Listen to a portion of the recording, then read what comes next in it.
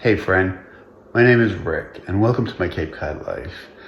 This summer I'm growing paprika peppers and I've dehydrated some and we are looking to grind them up today. So let me show you.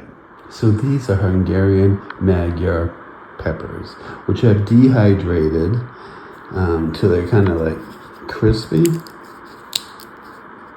And yeah, we're gonna grind those up in a coffee grinder, which I dedicated to spices. So my spice grinder, let me get that loaded up. Loaded in the grinder. I'm gonna grind this off camera because these things are loud. So I'll be right back. So there it is, all ground up. I'm gonna put it in this little jar over here.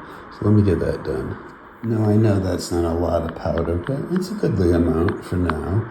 I have twice as many peppers on the vine right now. I'm just waiting for them to ripen, so we'll be adding to this jar. I have it, homegrown, homemade paprika powder. Can't wait to try it in cooking. If you're new here, I hope you consider subscribing and liking this video. And my friends who've been here before, I appreciate you so much. Hit the like button. And as always, my Cape Cod life.